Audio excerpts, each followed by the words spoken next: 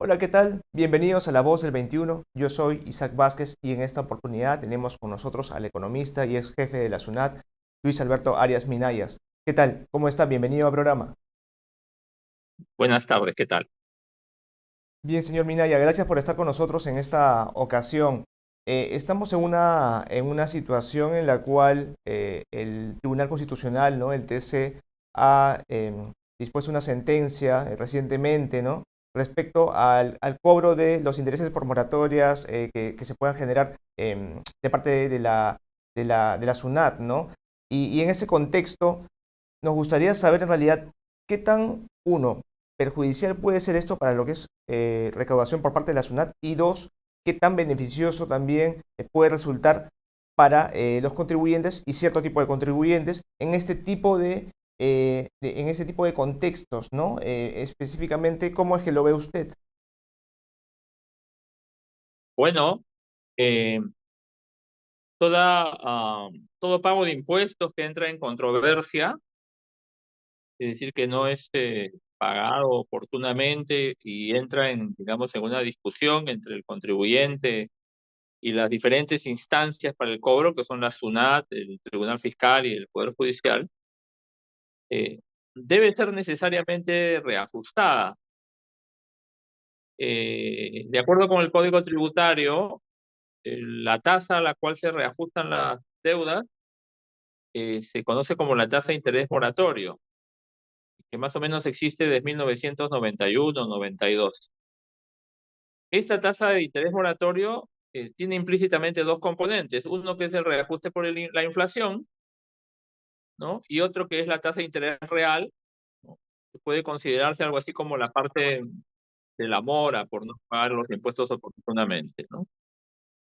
Entonces, cuando el Tribunal Constitucional dice que las deudas solamente se pueden reajustar por un periodo de tiempo, creo que comete un grave error, porque hay una parte que es la inflación, que si no se reajusta la deuda pierde valor, ¿no?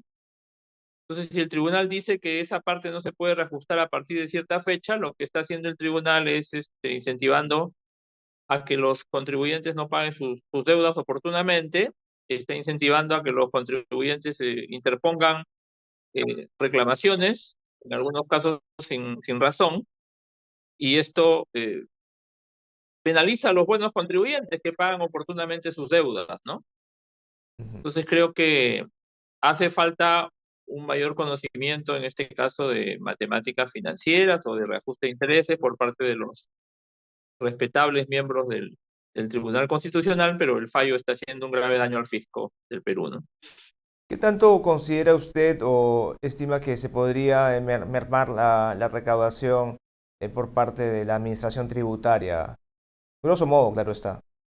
Bueno, hay dos efectos, ¿no? Hay un primer efecto que es las deudas que están en discusión. Esas deudas, por diferentes razones, algunas atribuibles a la administración tributaria, otras atribuibles al tribunal fiscal, otras atribuibles a los mismos contribuyentes, esas deudas se ha dilatado demasiado el debate, la controversia, y el monto de esas deudas, hay diferentes cálculos, estamos hablando de 50, 60 mil millones de soles, quizás algo más. Buena parte de las deudas son intereses, ciertamente. Entonces, buena parte de esos intereses no se podrían cobrar una vez que las instancias correspondientes fallen. Pero a mí lo que más me preocupa es el incentivo hacia adelante, ¿no? Hacia adelante, las empresas, sabiendo de que si ponen en discusión una deuda, solamente van a poder ser reajustados durante 6, 7 u 8 meses, van a tener un incentivo para entrar en controversia, van a dejar de pagar oportunamente, y eso sí podría ser un costo mucho mayor. Ujú.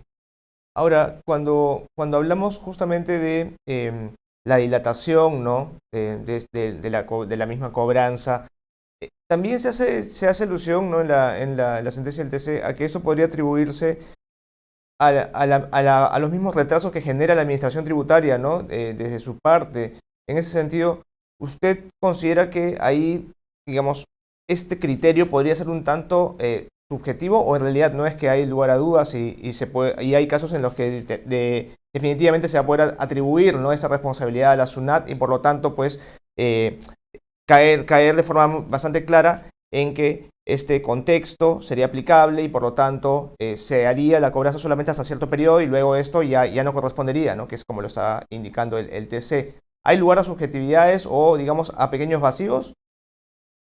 Bueno, retrasos deliberados yo no creo que existan. Lo que existe o ha existido, porque en la SUNAT en buena parte este problema ya ha sido resuelto, lo que ha existido es una excesiva carga por la cantidad de reclamos en el caso de la SUNAT o de apelaciones en el caso del Tribunal Fiscal. Entonces, en el proceso de discusión de una deuda hay diferentes escritos ampliatorios que los contribuyentes pueden interponer, o inclusive se da el caso de que cuando ya hay una sentencia del Tribunal Fiscal, como el Tribunal Fiscal peruano no hace el cálculo final de la deuda, y esto creo que debe modificarse, creo que esto es un error, el cálculo de la deuda queda finalmente sujeta a interpretación, y esto dilata aún más el cobro, ¿no? Eh, pero insisto, la tasa de interés moratorio tiene dos componentes, uno que es la inflación y otro que es la mora. En todo caso, lo que debería señalar el Tribunal Fiscal es que cuando ya hay un retraso excesivo en la emisión del fallo, lo que se debe cobrar es el IPC. De esa manera no queda afectada ninguna de las dos partes. Creo que esa es la falla principal de esta resolución que el Tribunal Constitucional ha sacado. Entiendo. Y ahora, cuando usted se refiere a un retraso excesivo, ¿cómo podríamos entender, digamos, o cómo podríamos interpretar este retraso de parte de una de las partes, bueno, por parte de la administración tributaria? Bueno, cuando las controversias en algunos casos han durado más de 10 años, hay casos emblemáticos, pero las controversias duran más de 10 años porque hay un litigio entre ambas partes. No es que alguien pone el fallo en un cajón y se olvida del fallo. No, no, no, no es así. Es un litigio, es una discusión entre abogados de ambas partes. O sea que retrasos deliberados no existen. Pero en mi consulta también le quería que nos explique o que nos comente en todo caso, a partir de qué periodo podríamos considerarlo como excesivo, ¿no? Este retraso al cual hacíamos referencia. Más que nada para que nos puedan entender quienes nos están viendo. Mire, hay plazos legales. La SUNAT tiene un plazo legal de 6 meses para resolver un reclamo. Hoy en día, la SUNAT ha resuelto el tema de la dilatación, vamos a decir, para emitir los fallos. Hoy en día, la SUNAT resuelve dentro del plazo legal. En el caso del Tribunal Fiscal, el plazo legal es, me parece, 6 o 9 meses. Allí es en donde está el cuello de botella en la actualidad. Entonces, lo que ha dicho el Tribunal Constitucional es que si el tribunal, en este caso, se demora más de los 6 o 9 meses, entonces a partir de ese momento ya no se pueden aplicar intereses a las deudas. Y eso es a mí lo que me parece grave.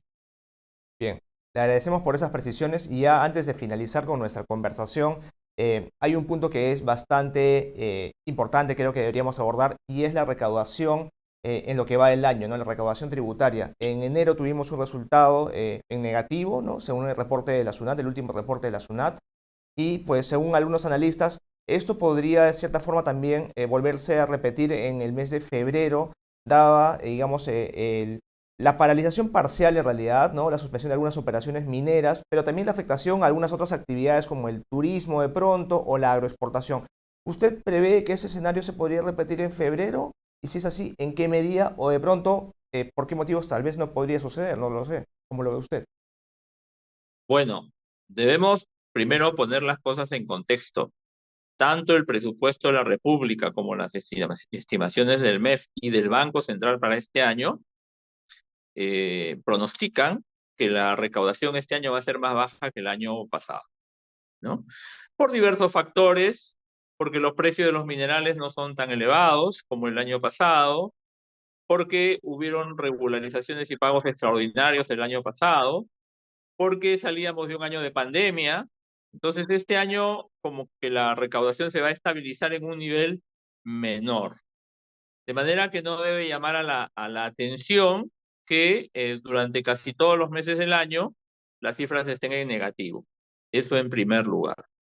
En segundo lugar, esta situación puede agravarse por la coyuntura que estamos viviendo, por las protestas, por el hecho de que esas protestas están afectando a determinados sectores de la actividad económica. Usted los ha señalado, el caso del turismo, el caso de la paralización de algunas minas, como las Bambas, que anunció que a partir del 1 de febrero iba a suspender operaciones porque había tenido problemas con la llegada de los insumos, y esto por el bloqueo de carreteras. Esto le puede añadir un factor negativo a la caída de la recaudación, y eso hay que irlo viendo mes a mes. Ujú. Entonces, solamente para resumirlo, en este periodo 2023 es muy probable que tengamos una recaudación que sea menor al periodo anterior, o es más probable que, digamos, sea similar y que estemos hablando de un crecimiento pues muy reducido, o también de pronto un resultado negativo. La recaudación en términos nominales va a crecer, de hecho ha crecido en enero, pero cuando hacemos el indicador de limpiar el efecto de la inflación y limpiar el efecto del crecimiento del PBI, la recaudación este año va a estar alrededor, quizás es prematuro todavía pronosticarlo, de 1 punto menos del PBI que el año pasado, ¿no? Entonces, lo que vamos a ir viendo mes a mes, sobre todo, creo yo, en los meses de marzo y abril, en que se paga la regularización de impuestos, son variaciones reales negativas de la recaudación. Eso es lo que vamos a ver. Bien, señor Arias Minaya, le agradecemos por haber estado con nosotros en esta oportunidad. ¿Cómo no? A ustedes. Muchas gracias por la invitación. Gracias. Esto ha sido todo por hoy. Síganos en nuestras redes sociales de Facebook, Twitter, Instagram y YouTube, y será hasta una siguiente oportunidad. Hasta luego.